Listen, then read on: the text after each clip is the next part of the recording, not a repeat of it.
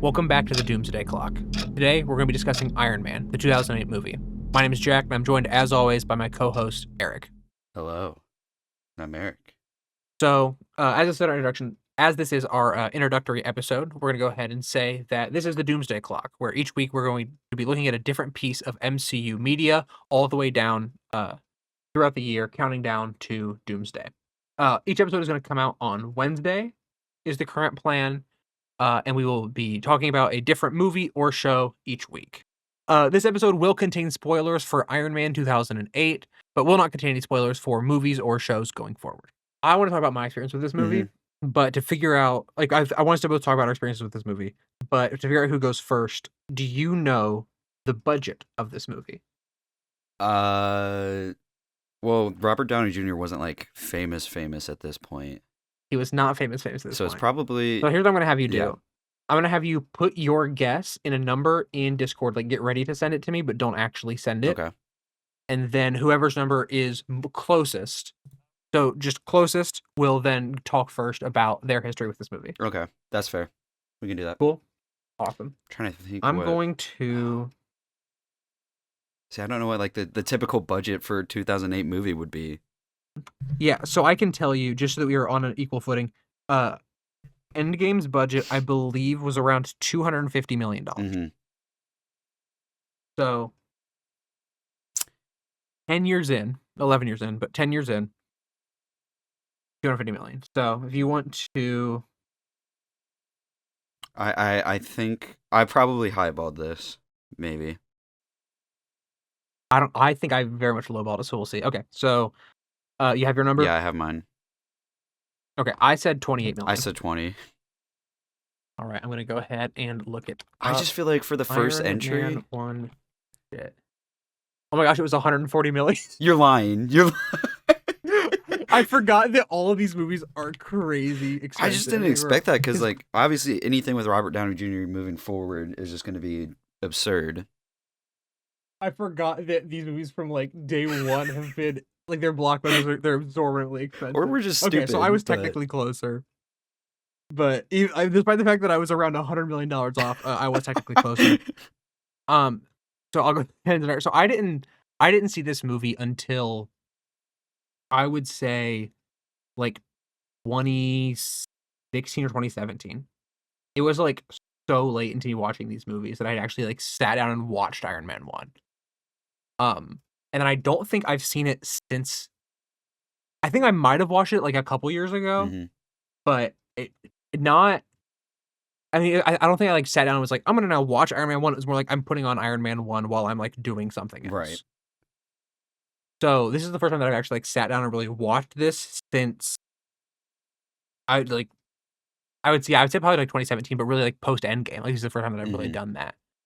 So I don't have like this like long history with this movie. I don't know if you do. I see my thing with Marvel movies is I don't really have a lot of history with some of them. So like I've only watched this movie I think once around COVID time. It was like lockdown I think it was around lockdown because my family was getting into, they wanted to watch Endgame. So I had them start from the beginning. And I benefit from that because I also hadn't seen it. So overall, I would say though my experience watching it this time, I just like giving like an overall like bird's eye view. I enjoyed it. I enjoyed it quite a bit. I think all the performances are solid. I really like the score. I think we're gonna talk about that later. But like I really enjoyed the score of this. I think that the plot is solid. I think that like all of the like the CGI looks really good. Yeah, like especially for 2008, it's crazy. Know. But yeah, especially for 2008, like it's funny. Like Revenge of the Sith came out 3 years before this, and you know that movie doesn't look great all the time. Right. So it's very funny to me, like how far it came. But yeah, I really enjoyed it. What about you? I really liked it. I think for at least the first 2 acts, I'll get into the third act later. But the first 2 acts I actually thought was like really well paced. Like the movie was flying by. For me, at least, and that first act is really cool too. I love how it starts with him being captured and stuff like that, and then it goes back and explains how he got there. He doesn't get out of the cave until 40 minutes in. Mm-hmm. I know that That's that is a insane to crazy me. commitment for 2008 for the first movie in the MCU. Yeah, like for like the risk that this movie was not getting out of the cave for the first 40 minutes, like it really like I mean, I guess we can get into like the bullet point, like if we want to get into it. Is so like my first bullet point, because we both went through, we took notes as we watched it. I think you have a lot more notes than me, but we can kind of like go back and forth. My first note is just I love the cold open. Yeah, no, I wrote that opening is hard. It's awesome in a way of like it's so out of nowhere. Like it's so chill. The entire thing is so relaxed. Like everybody's joking around, and then it just immediately cranks up to 11, Mm-hmm. and then it flashes back to everybody being relaxed. It's like such like a tonal whiplash in both directions that I really enjoyed Yeah, it. Like I was like fully engrossed. I was like, okay, like we're back. Like these things have like it felt like it had immediate stakes with yeah. it, which I just don't remember Mm-hmm. from this movie. Yeah, no, it was really cool because like you get like that really good characterization of Tony like right off rip where he's cracking jokes, he's not taking it like all that serious, and then boom, he watches a soldier get Swiss cheesed right in front of him. Like it's crazy. Yeah. It's the way that this movie immediately confronts Tony with like everything that is Mm-hmm. happening and like the like the reality of what being somebody who sells weapons is I don't want to say bold for 2008 because I don't know if it really was. I think it's bold for what now we have the standard as like a Marvel Yeah, movie. Like this kind of like war is hell idea because like it gets immediately hit is I think and I mean I'm sure it'll come back. Like it comes back up in Captain America, but like I think I'm used to these movies kind of sanitizing things a little mm-hmm. bit and being more fantastical. The opening of this is like incredibly It gritty. is. It's so raw. Like you have I think you have like even like the tinnitus whistle. Mm-hmm. the classic, It's the high pitch. like you have like the tinnitus whistle that's playing. Like you have all of that. It's weirdly grounded, Mm-hmm. and I hate using the word grounded and gritty and Especially when we're realistic. talking about Iron Man, but like comparatively, Yeah, like. like comparatively, like the opening of this movie is insane. Mm-hmm. And then we flash back and it's like immediately back to like the jovial, the Yeah. joking.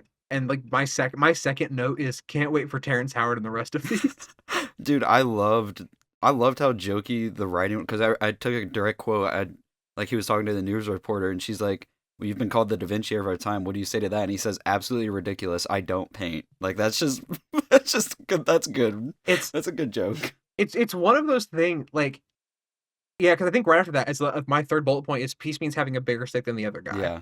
Like he's characterized so well immediately, like in the opening where he's joking with the soldiers, and then also when he's talking to the interviewer, like he's fast, he's quick, Yeah. and I mean, look, we're not going to break any new ground by saying, "Wow, Robert Downey Jr. is a really good casting for Iron Man," but like, wow, Robert Downey Jr. is a really good casting for Yeah, Iron and Man. it's also I mean this is jumping ahead a little bit, but God, the arc that Tony goes through is actually so compelling. It's actually so good. It's a very very good arc. I think like once you get into the cave and all that kind of stuff, Mm-hmm.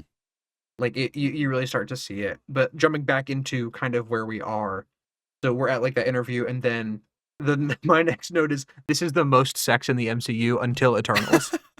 I haven't seen Eternals, but I'll take your word for that one. I promise you that it's I think this and then it's a steep fall off until 2021's Eternals. For context, I've kind of tapped out on a lot of things. I Yeah, haven't watched a lot of Marvel movies or shows. I we just got probably like, should have said yeah. our relationship with it up top. Mm, I have seen almost and everything. I've definitely tapped out on the more recent years, but I check in because like Guardians 3, obviously I'm watching that. Let's see. Okay, you saw Fantastic Four with Yep. us. You saw Thunderbolts, didn't you? No, I did not. You did not see Thunderbolts. Okay, so you've seen like the occasional movie, Mm-hmm. and then like no shows post Loki. Yeah, post Loki, I've not. I haven't even seen Moon Knight, and that was the one that a lot Yeah, of people so like. yeah, so you've seen nothing post Loki. So yeah, trust me when I say this is the most sex we will get in the MCU until Dude, Eternals. those shows and those movies seem so far off. Where like Iron Man 1 is just it feels so distant.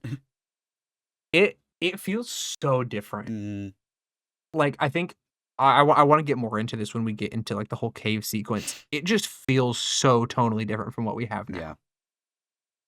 Um, what's your next bullet point? I just start talking about like his escape a little bit because I mean, it's kind of no notes for a while. I was so sad. Okay. Okay, so I have a few then that I wanna get through. 1, this movie has way more needle drops than I remember. Yeah. There's, like, I think 4 or 5, and I was just not I didn't remember how many there were, which I thought was funny. Hmm. Um, the bomb, the Jericho, is the latest in the Stark Industries Freedom line, which I found really We funny. love American imperialism here. This is the show for We American love imperialism. this is a show for real patriots who love American imperialism.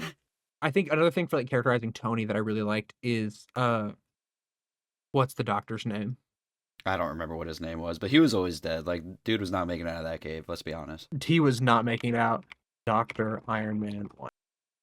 Yinsen. Yep, Dr. yep, Yinsen. yep, yep.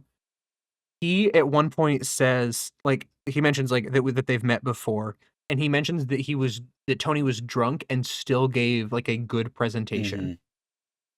It's such, like, it's kind of a throwaway line, but it's a really, like, once again, I love the word characterization. I say it a lot. Hmm. It's characterization of Tony that isn't, like, it's like, "Hey, he's very smart," without having him be, like, say a bunch of nonsense that sounds smart to the Right. writers. It is Like, definitely. it's I think when it comes to that, they do a lot of showing it because I mean the fact that he's able to build yeah. this suit in a cave, doing smart with the The blueprints, box of like layering scraps. and stuff like that. Like that's this dude's clearly on a different level. But I mean, he do love some boobies. Like he's gonna go. He Yeah. don't care about awards. He does not. Yeah, I think it's even said in, like, the beginning of the flashback, it's, like it gives, like, the backstory of, like, how his parents are dead and that kind of stuff and how he's, like but, I mean, I think that we've been conditioned to kind of tune out the, like, graduated from MIT at 14, like, Hmm. that's just, like, so many setups for so many characters, like, what makes him really stand out is when the doctor's like, "Yeah, you were drunk and you still gave that presentation, and nobody really knew." Yeah. Like, that's crazy. Oh, you wanna talk about the escape? Yeah. I was gonna say because like they did the whole suit powering up, and then Doctor Guy, I already forgot his name again, ran out just spraying the ceiling. Yeah, Yinsen. Yinsen, he ran out just spraying the ceiling, and then when Tony started walking down the suit, dudes were really walking up one at a time like they were about to do something. It had me dying, I'm not gonna lie. It's I think the action in this movie like carries like a wide gamut of like very good and very weird. Hmm. I think the action in this scene is very funny to me because they are walking up one at a time. Like the guy who holds like the gun to the back of his head and It's then just pulls the trigger and it bounces back and kills him right. is like it's comedically out of place I because yeah. either Jensen just died or is about to die Hmm. and that happens. Like the whole thing like I think the entire like sequence where he's like in the cave is very Yeah. visceral was like the word that kept coming to mind. Like the torture with like the water part where like they almost brand Yinsen, like all of that kind of Yeah. stuff. And then you like the once again like the tonal whiplashes. He holds the gun in the back of the head, fires, and it comes back and hits him. Like you just don't expect that to Yeah. happen, I and it's didn't very funny that you're just like, yeah, I didn't mean it because like being like, oh, why did they go one at a time? It's kind of just nitpicky.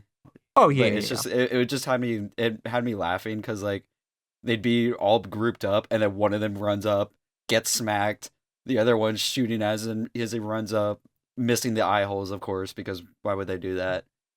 And Yeah. It's so funny because it's very much like one, I would never be in this situation, but like if I was in the situation, it's like, yeah, he's just like in a giant metal armor suit. What are you yeah, gonna literally, do? like I'm Like, saying all this because like I'm nitpicking, obviously, that's what my notes are. But yeah. like, um, yeah, what do you do if a prisoner just breaks out and then starts wearing impenetrable armor? Like, what do you do? Well, yeah. What are you supposed to do in this situation? Literally. Like the general's like, yeah, like the guy's yelling at them, and they're like, "What do you want us to do?" And then he just flies away. I did What do you want him to do? I was wondering because like when they were talking about the arc reactor in his chest, the dude was like, "Well, that's enough to power you for 15 lifetimes." And then he said, "Well, what about something big for 15 minutes?" He was in that suit for like 15 minutes, I'd say, right? It was around there. I'd say it's It's close enough to 15 minutes that it didn't make me feel like it was taking But what forever. would do you, Like, it didn't make, like, yeah, I was just always I was kind of wondering like what happens if that 15 minutes runs out, you know? But I think I mean, I think he's stuck in the suit, yeah, kind of like he's, like, in, like, he's just in, like, a metal suit of yeah. armor type of They thing. kind of show it in the finale a little bit, so I was that is genuinely just a nitpick. That's not really that Yeah. plot important or anything. It's not a plot hole, Mhm. but Yeah. Back to characterization, because I'm gonna keep talking about this. I think him building the suit in a cave with a box of scraps also does wonder. Like, because it's the kind of thing where, like, is it unbelievable? I think the more unbelievable part is that they managed to keep it hidden, mm-hmm. you know? Like, truthfully, there's no way that they thought he was building the missile that whole time. You Like, get let's to a be so certain for point, real. bruh. Come on.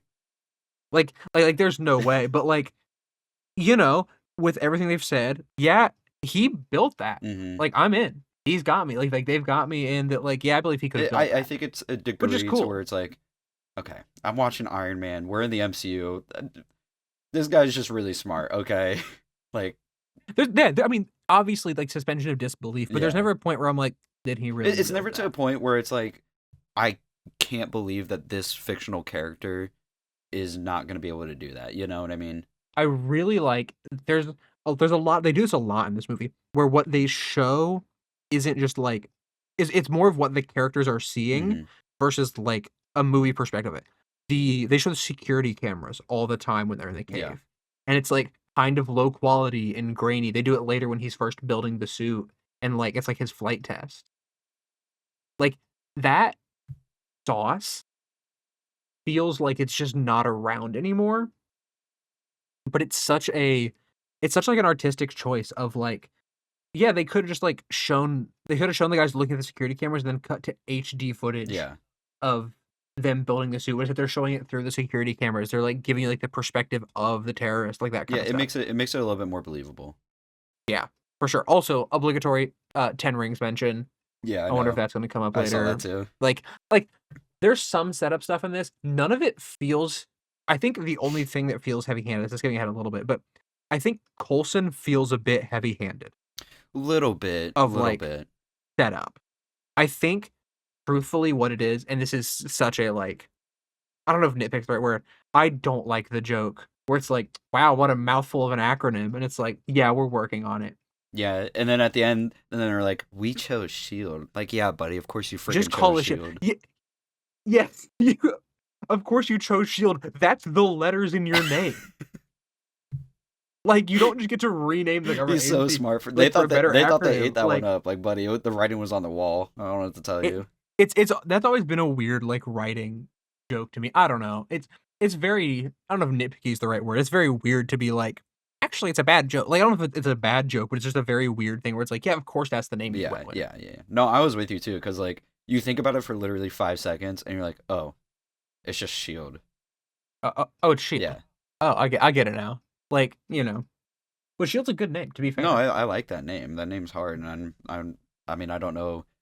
Do you think there were like people in the theaters like when it first dropped that like read the comics and were like, oh my god, it's Shield, For sure. it's Shield. For sure.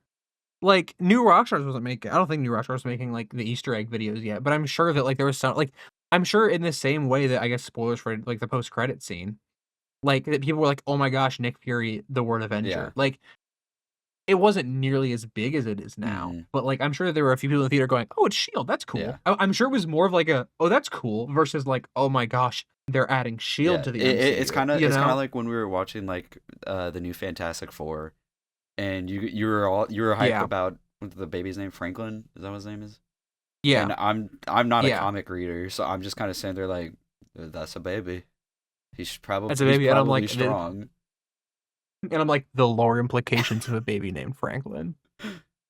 Like it's one of those things where it's like, yeah, it's cool, but I think now watching the movies, you get it more of a like, this is expected. Like Yeah. we're expecting this kind of stuff. So I bet it was a lot cooler back then when it was like, oh wow, they're like teasing Shield. That's cool. Mm-hmm. Like Shield mentioned. I think it's probably more of like a it felt like a cool Easter egg versus a like, and that's what the next movie's gonna Yeah, be about. I think the difference is too is that like with modern like MCU movies, it's kind of like people are waiting to see what exactly they're pulling, rather than this movie. It's like, oh wow, they actually they pulled something, you know, Yeah. like It's more, it's like in Spider, like in like Sam Raimi's Spider-Man when there's like a girl named Betty Brant and you're like, "Oh, that's Betty Brant." Like that's cool. hmm Like it's more of that versus the, "Oh my gosh, that's Betty Brant," which is going to set up for the Betty Brant show. yeah. Completely separate discussion though. Where was so Rhodes was in like the convoy that got jumped, right? That got ambushed. Yeah, but he wasn't in the same vehicle. Yeah. I don't know. That's unclear because I think that they're in different vehicles, so maybe they were like further apart than we would hmm assume.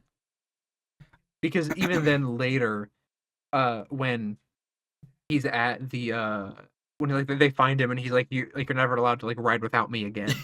So I'm guessing like I guess it was way more separate. Like, I don't know if you wanted to say that, buddy. Did you see what happened to the rest of the people that were escorting him? Yeah, that's true. Yeah, things would have gone differently if Terrence Howard was there. Can I also say, this Terrence Howard feels like a completely different character Yeah, to what than Rhodes every becomes. version of Yeah. Rhodey that we have in the future. Maybe I think, like looking forward, without spoiling things, because we said we weren't going to, I think Rhodey maybe got the most flanderized over the next like I was three gonna say movies, and it's in like record I speed. low key rocked with him in this movie. I liked the actor and everything. He was cooking. I like Terrence Howard in this movie. It is very funny that he just is Don Cheadle in all the other ones. Yeah. Like it's just not Terrence Howard Right. anymore. It's just Don It's Cheadle. also just like kind of impossible to think of him like being him in the future movies. You know what I mean? Yeah. It so I haven't watched Hulk yet. You watched Hulk I today. did. I imagine it's going to be a very similar experience to when I'm watching Edward Norton play Hulk, and I have to be like, that's not Mark Oh, Ruffalo though. you wait. I'm, I'm not excited. Oh I have to God. admit I'm not that excited. Uh Back to my bullet points. hmm I have this was always the plan, which is Jensen's line Yeah. uh when he's dying. This feels like this is such a like it's such a thing where it's like he knew exactly how to get Tony to actually care. Yeah. It's a very specific thing, and I think it very much foreshadows a lot of Tony's characterization going forward, especially in this movie, hmm with like the arc reactor at the end and all that kind of stuff. But it was very interesting to me when I was like, oh, this was always the plan. It's such a like There's a lot it's you can such a interpret from that one. yeah. Which I really liked. I also really liked, like, obviously the don't waste it, don't waste your lifeline hmm is really good.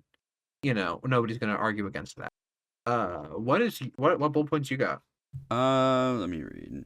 Most of mine are kind of later on. So like my next one Mhm. is talking about after Tony comes back to America already. So I didn't know if you Yeah, go for that one okay. then. I was just talking about I thought it was funny because Tony comes back and immediately is just like, yeah, I don't want to make weapons anymore, which is reasonable. It's reasonable. I'm not gonna say that is. It's And also getting the cheeseburger immediately after getting back is so real. it's so real.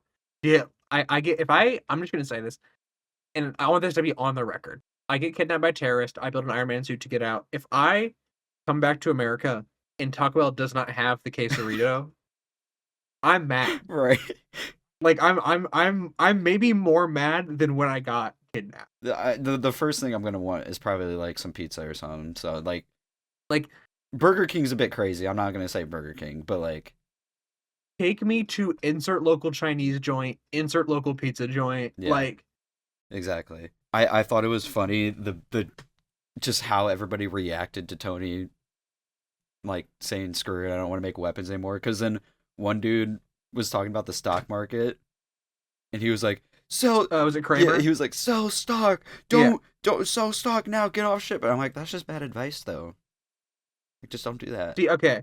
Here's the thing. I think so that's Jim Cramer. Do you know who Jim Cramer is? No. Okay, so that's Jim Cramer. He is like a stock guy. He's been on NBC forever. Like, I don't know if he's still on NBC, but like he's like the NBC stock guy, I believe, for a while. The joke with that, I think, is he's always wrong. Yeah. Like, he has famously told people to do things directly before like giant market crashes. Mhm. Like, it's so I think that that's a little bit of an in joke, but I don't know because that's him. Yeah. So I don't know if they're like, hey, we're gonna make a joke about how bad you are at your Yeah. job. Well, if that's accurate, I did literally say that's just not good advice. Don't It's sell when I they're gonna be dropping 40 points. That's like, yeah. Or sell directly before they do, but even then, like, yeah. I don't know. I think personally, genius CEO who like from the opening we learned revolutionized like the weapons industry from the company Hmm. comes back and is like, hey, we're not making weapons anymore. He's gotta have an ace I up was his about to say sleeve. he's cooking something. Hopefully. Like he's cooking something. Hmm. Which also, this is funny to me.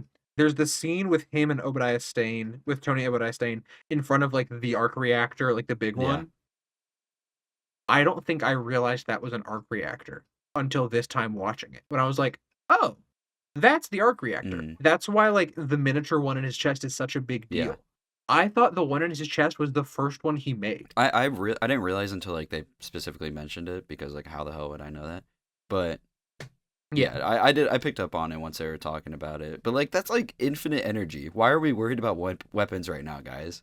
Yeah. Like I feel like you just go, hey, so we're not making weapons anymore. And they go, why? And you go, we've discovered infinite clean And energy. And they go, dude, well, they were like it was not effective. I was like, but why though?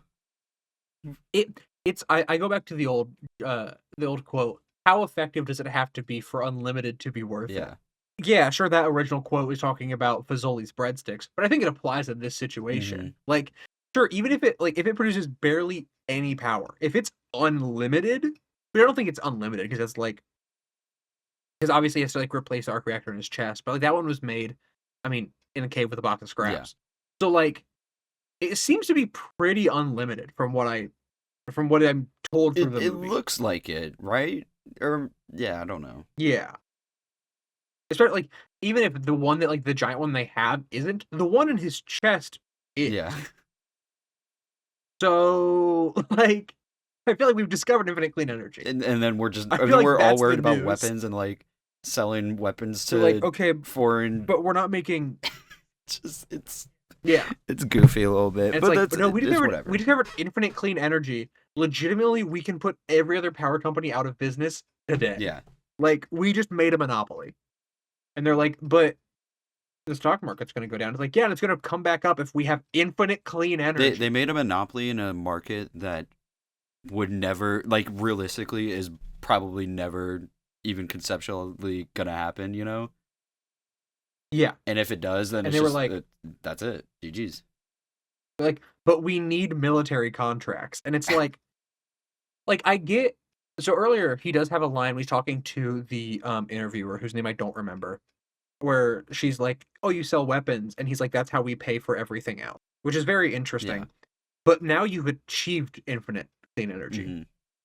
So you don't need to sell weapons anymore. You did it.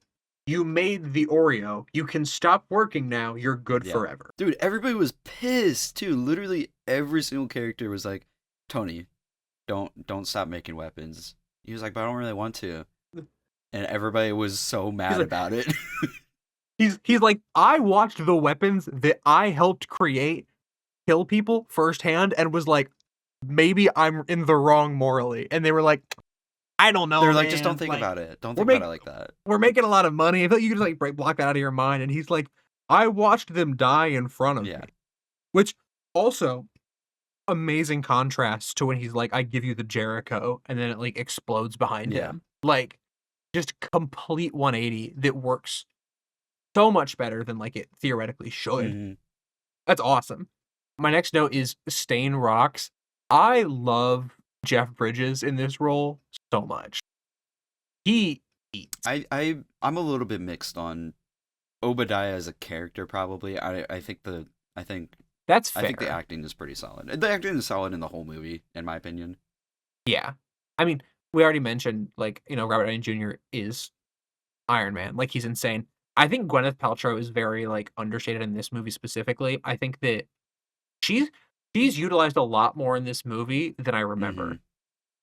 Like she is very much in this movie. She's very much a main character. Yeah. And she's also, as like we'll get into it later, not just like resident damsel, Yeah. which I think is good. Hmm. Like I think that's which it's very funny to look back on because we very much fall back into She's that later got in the great MCU. chemistry. with Robert Downey Jr. Well, my next note after was talking about the stock thing was how the fuck is that 10 Rings guy still alive?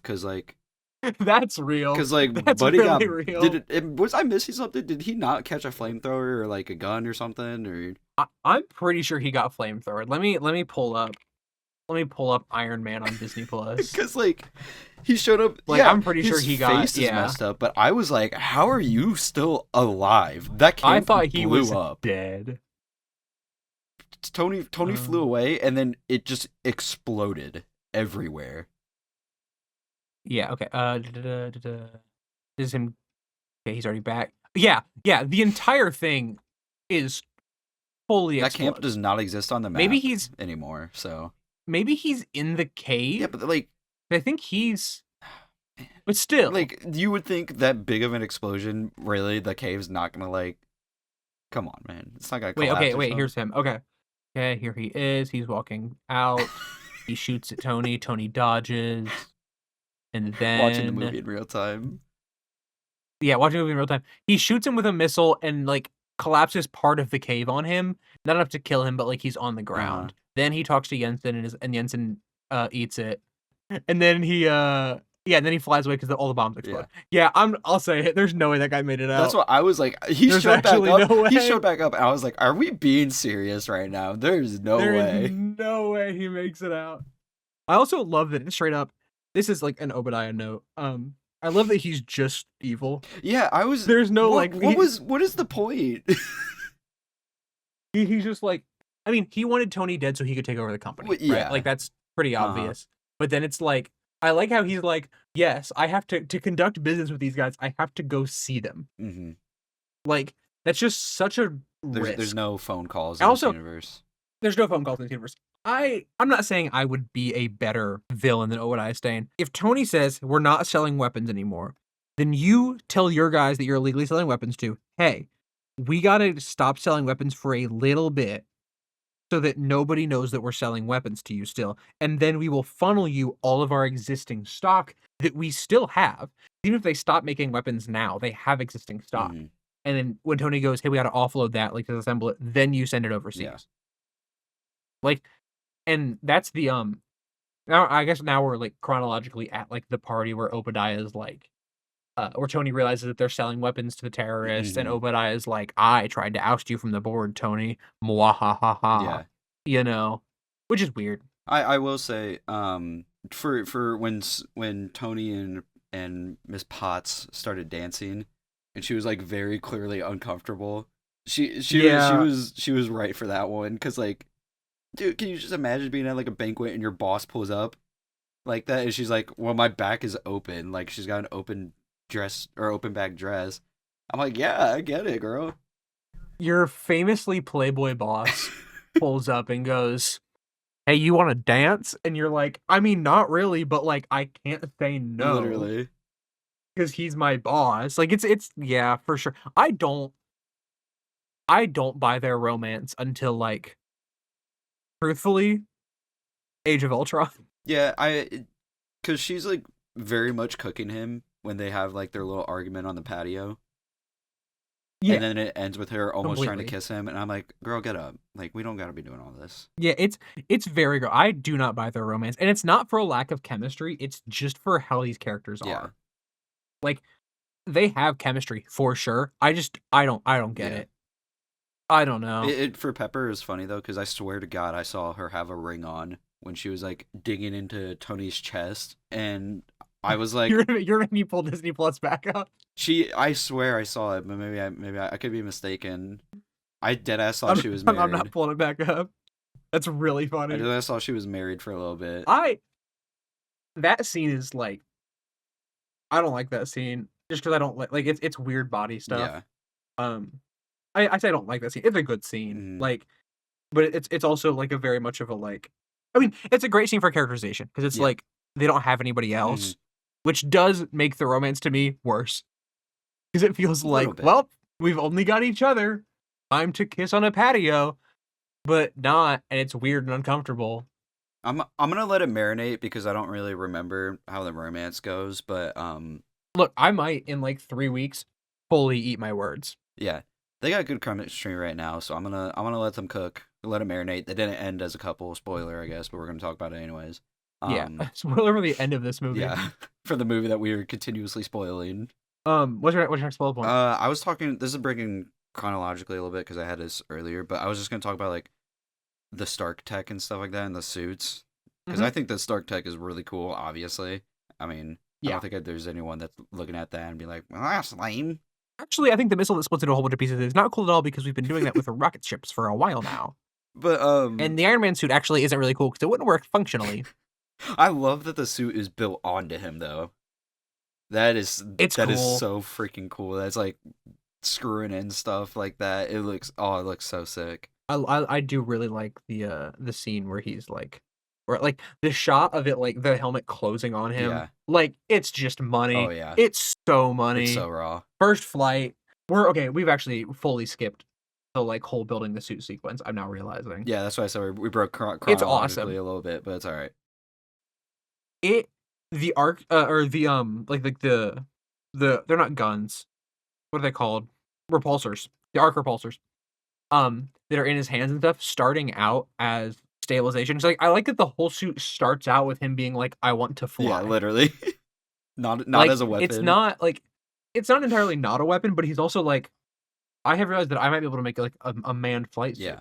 I want to do that, and so he does. Mm, Uh, I also really like his relationship with his two robots. I think that's yeah. fun. I was just thinking about this too while watching it because like he's flying around. He has not told the military or anything like that. He's coated in all silver and he's just flying around and stuff like that. I'm like, what do you do if you're like on the beach or something like that and you see that happening at night? I don't Do know, man. Like, and we get that with the dogfight scene in a little bit, uh-huh. where the military is like, "Yeah, we're gonna kill whatever You that would is." I was like genuinely expecting there to be like a scene where it's like a newscaster talking about it or something, and then there was like it was just we're moving on, which is fine. This is a nitpick at the end of the day. This Yeah, is a nitpick, yeah, but yeah.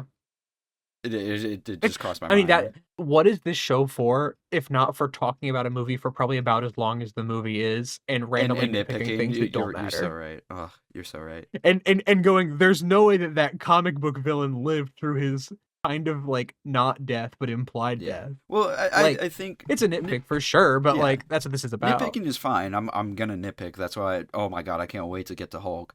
Um, but I also do want to point out like fair things every now and then, like the editing. Yeah. Editing for the first there was a point like it was fine and good for a while, and then there was just like a couple weird cuts here and there, and I'm like, Mm-hmm. I don't know about that. There was one that was like he was building the suit and like testing it out, and Pepper walks in, and then it cuts to the 10 rings guy, and I'm like, oh wow, I don't really care about this right Oh, now. that scene's over Yeah. now, I guess. But then it wasn't. It cut back to Oh, it. I was like, oh, what? that scene's over. I don't know. I don't know. I wonder if you rearrange that how it feels. Yeah. I would assume better. I would assume so, right? Yeah. It just felt a little weird.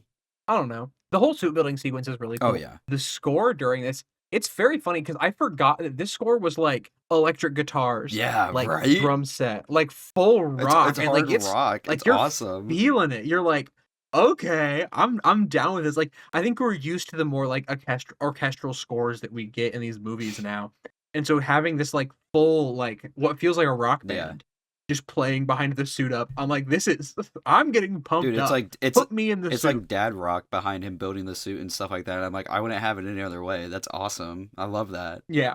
Does the opening of the movie needle drop Iron Man? The ending does. The end ending does. I don't know if the beginning does. Jack's title card corner, a segment that might come back, it might not. I don't actually I know for sure it will come up once. But so this is now a recurring segment, so it's at least gonna come up twice. I really like the cut to the title Iron Man at the beginning of this movie. Yeah, where I it goes like think ding. It's it's like the ding, and but like it's the way that like the bag gets pulled off of his head and then it like Iron Man. Like that's awesome. Like it's from the second that like the bag is pulled off of his head, he will become Iron Yeah. Man. It's like that's like the moment where like he changed. Yeah. That's awesome to me. So you want to talk about when he goes overseas and I do want to talk about interferes that. in a war I zone? really do want to talk about that. You have the floor. I didn't write a ton because there's not a lot that needs to be said.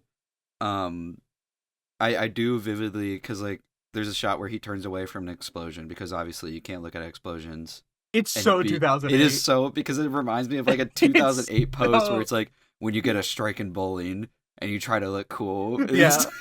It's cool guys don't look at explosions. Yeah. Like it's very But I 2008. just, in all caps, my notes is bro survived a shot from a tank.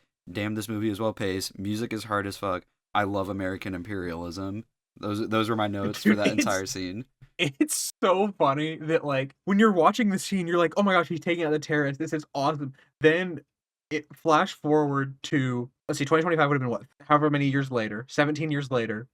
The plot of Superman is that superheroes can't just go overseas and like exist in like these like war zones and Yeah. stuff. It's very funny that there's like vast difference. And I get like that comes up in this movie for sure, but it's Mhm. not like this like reoccurring thing. I think it comes up more in Iron Man Well, 2 as far as I it was remember. more of a surprise too. It's not like the military knew he even existed at this point. Yeah. So like, Yeah, you're right. I like the power. I don't want to say power scaling. I like the power the suit has at this point, mhm. where it's like it's targeting all the guys and specifically hitting the guys, not the hostages.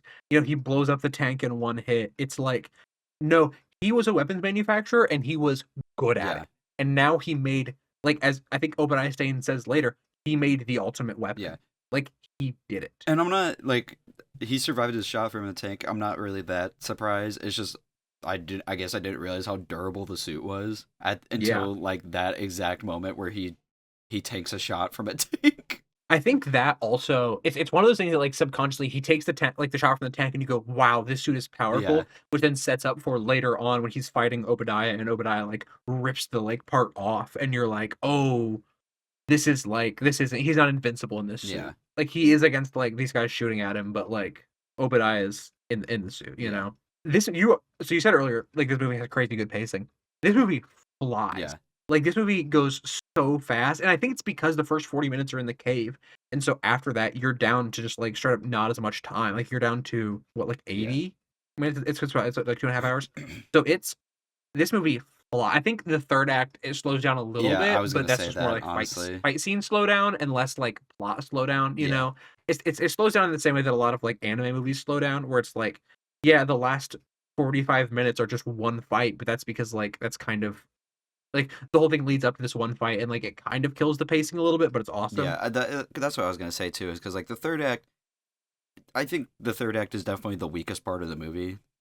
I would So agree. it definitely feels like it slows down because just the first two acts are just so well paced. Where it's just it just starts off so strong and then like you said it slows down a little bit, but it still builds it up, the tension and stuff like that of him becoming Iron Man. That's just really interesting, and then it just slows down a little bit in the third act, which is fine. But it's noticeable. It's noticeable when the first two are as well paced as they Yeah. are.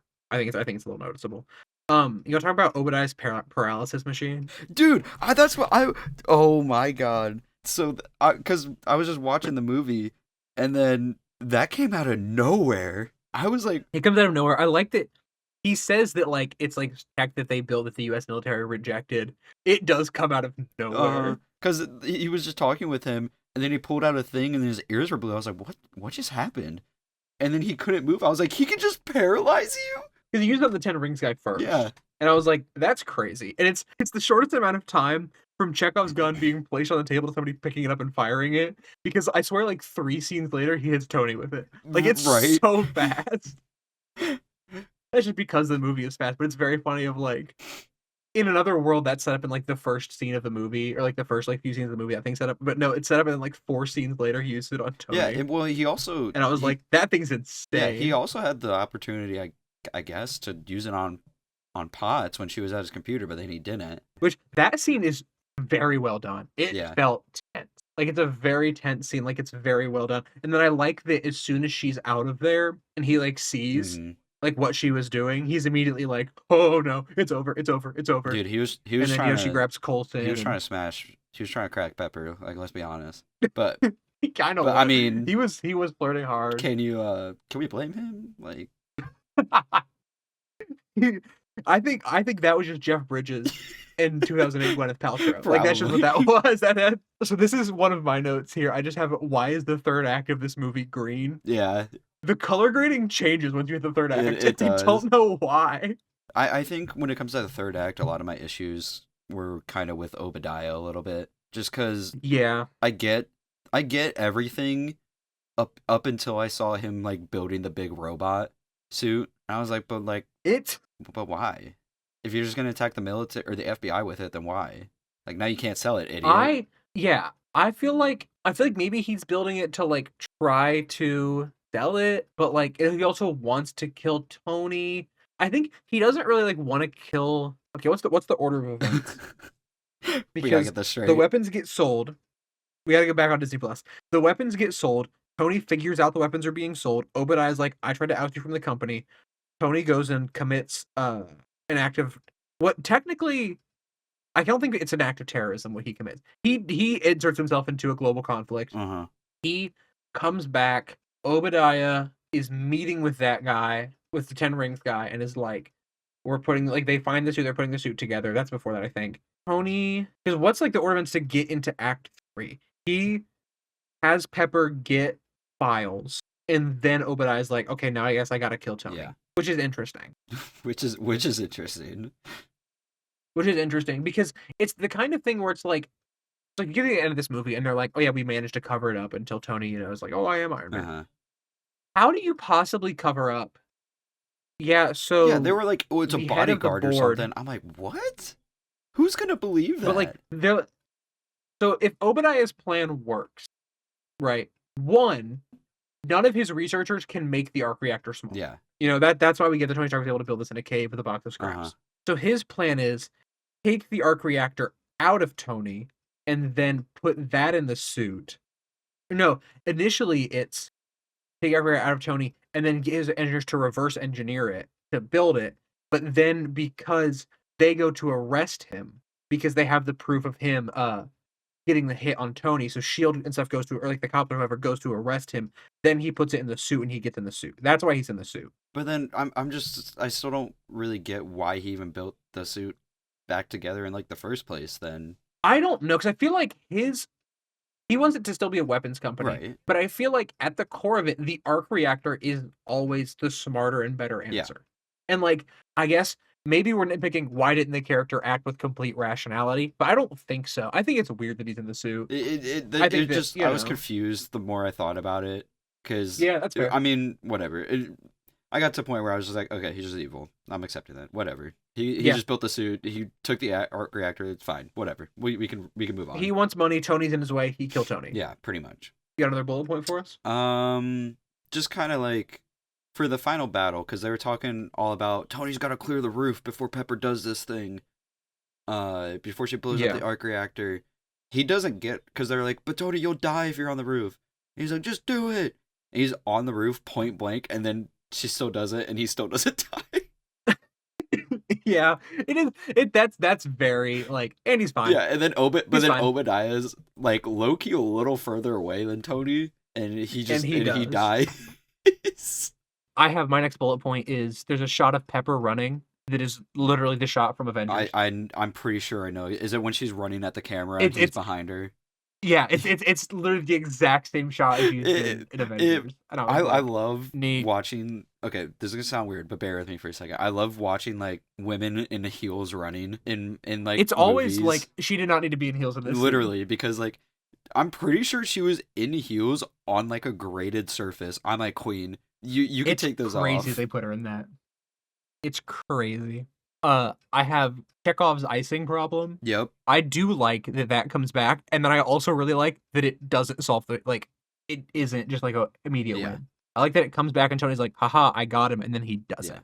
That's cool to me. I do think it was funny earlier in the movie that Tony was just like, screw all safety things, I'm just gonna go as high as I can. It's once again a very much like it's so in character. Yeah, it is. Like everything about it, I'm like, yeah, this fits. Yeah, this 100%. Like especially in that specific moment, it absolutely fits. I like that. There's one line where he says like importing heads up display preferences from home, or it's like that's just it's a little technical thing that to me I'm like that's a very like little detail that I really like. You got more bullet points for me? Feed me bullet points. The last thing I have is that last line is so good. That ending shot is so good. I Am Iron Man is so hard, and then ending it with Iron Man, the song. Oh my god, it's awesome. It's awesome. I won't lie. I'll shit awesome. on the editing in this movie a little like kind of hard a little bit, but that is an excellent choice. It's an awesome choice. It's an awesome ending. It's so fitting Yeah. too. Do you have anything else you want to say about like the main 2.5 hours of this movie? Not really. I mean, I just like overall stuff, but I mean, I can save that for when we're talking about ratings and stuff. So welcome to post credit scene review. Oh my This is our god. reoccurring segment where we review the post credit scenes. It's pretty tame. It's So pretty tame, but for the first movie in pretty the MCU, it makes sense. I think that the guy that we made up earlier that was like, "Oh, hey, cool, Shield is in Yeah. this." Oh, he I ate it think this up. was his moment where he was like, "Oh my gosh, finally, Dude shit his pants. it's happening." I think it's awesome. I think it's a really good post Yeah. credit scene.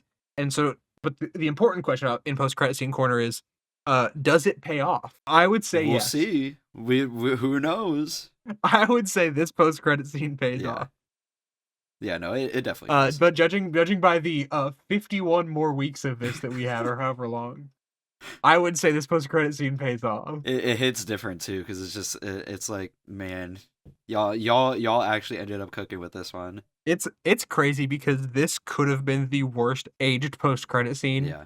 in any movie ever. I think just thinking about it without the context of the future MCU, like standalone, I think it's just still pretty effective no matter what. Yeah, I think it's a very much a double meaning of like Tony has himself stepped into the world of like superheroes, and also we as the audience have stepped into the Marvel Cinematic Yeah. Universe. I think it's very Yeah. cool. No, I like it from both MCU standpoint and just like movie standpoint. I think it's effective.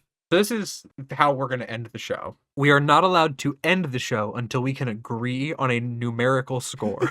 we have to get to a number, and then so before we do that, next week we are doing The Incredible Hulk, which also came out in 2008, which I thought this whole time came out before Iron Man, I always have to fact check people on that one. but it did come out afterwards. So next we're doing The Incredible Hulk. You've already watched it. I haven't watched it yet. I'm planning to watch it most likely tomorrow, and then we'll go from there. Do you want to throw out a number? Well, when it comes to I'll just start because I'll go with like an overall thing. My letterbox review was dudes really watched this movie and said Elon Musk is the real life Tony Stark, but They did. I think overall it's pretty hard to not like this movie. Tony's a great main character. I think the story is pretty good. I think the writing's pretty decent overall. I mean, you can see the MCU's like quirkiness and like the quippiness already here, but that's kind of Iron Man's character, so I accept it here. Some weird editing. I think the action is pretty good. I just think that third act is definitely where the movie falters, and I don't love Obadiah because I think he's just confusing overall. So I really like this movie. I think that there's definitely a cut of this movie somewhere where the first 40 minutes aren't in the cave. And I think that's such a worse movie. And like I think so Jon Favreau wrote and directed this movie, which is very funny to me because he then also did The Mandalorian. And I think you can see some of what I call like the Mandalorianisms in this, which it actually is the reverse of it. But as I was watching this movie, I was like, this movie feels so like it's shot in a way and it's written in a way that we just like it doesn't feel like a standard blockbuster. Like it is a blockbuster, obviously. But like there are artistic shots and all this kind of stuff. And I found myself enjoying this movie a lot. And I'm wondering how much of it is because of what I know of some of what's coming. And I am not excited to lose some of the sauce that it has. I think this movie has a lot of sauce, and I think that endears me to it. Yeah, obviously performances across the board are great. I'm so excited for Terrence Howard in the next one. I can't wait to see him in Iron Man 2. he's a standout actor. He's a standout actor. I'm really excited to see what they do with him and who's implied to be War Machine moving on. And I hope he brings up his new math. I hope he brings up Terrence Howard's new math. I'm really excited for that. Yeah, I agree that like I think the third act is where it falters. I think we'll get into this later. The MCU has a mirror match problem, especially early on. But I think it still kind of works for me here. Maybe it's because it's the first one, but I don't think it's that bad. I think I like Obadiah more than you like Obadiah. I really like Jeff Bridges' performance in this. I think that he exudes the will stab you in the back and isn't shy about it energy that I really like out of the performance. Overall, there is a blue beam to space at the end, It looked cool. which I forgot about until I watched it, but it looked It awesome. looked cool. All right, I think here's how I want to set this precedent. So I won the budget game at the beginning. Oh, true. I think that means that you have to say a number first. Okay. And I want to set that precedent going forward. All right, that's fair. It was hard for me because like I said, I like the movie, but I also have issues with it as a movie, and I was struggling on like Letterboxd to give it a solid ranking. But I think I would probably give it like a 7.5 overall. I think my first thought was 7, but knowing decimals, I think I'm only gonna give it 7.5. I think that if the third act was cleaner, I'd be more comfortable giving it an Yeah. 8. But I think you're right that it falters there. Or some sense of scale. Can you name a non-MCU movie that is a 10 to you? So that people have some sort of scale of like what you deem a perfect. Ooh, that's a tough one. Well, not really. I do have a lot of 10s. I think like Eternal Sunshine's a 10. Eternal Sunshine of the Spotless Mind. Spirited Away is probably a 10. I'm not gonna argue that one. You're right. Yeah. It is. Um. Well, I'll give. I think that the Lego Movie is a perfect 10. Yep. And I think The Princess Bride is a perfect 10. Those are my two like 10 movies that I'll like to give it introduction. Oh, I would probably also say SpongeBob. 1992's The first Aladdin. SpongeBob movie is also a 10. Perfect movie. I haven't seen that one, so we'll maybe do that at some point throughout the year if we I don't know we'll set up some sort of goal to do it. I this is a very like this bit was pitched as like it's very funny if we can't an episode until we agree on a story, but I think I agree with like a 7.5. Yeah. I think I would lean like 7.6 personally. It's hard for me because like I did end up giving it like a 3.5 on Letterboxd, so I'm probably closer to a 7 than I am an 8. Yeah, but I'm good with 7.5 Okay, then. I'm good with okay. 7.5. I think okay, so we are locking in Iron Man parentheses 2008 and parentheses at a 7.5 good movie. and good movie. I liked it. It was a good movie. Next week, The Incredible Hulk, which you've seen. Yes, I have. I haven't seen, but I feel like based off of what you have implied, we're not getting another 7.5. We are not, but oh boy, I cannot wait.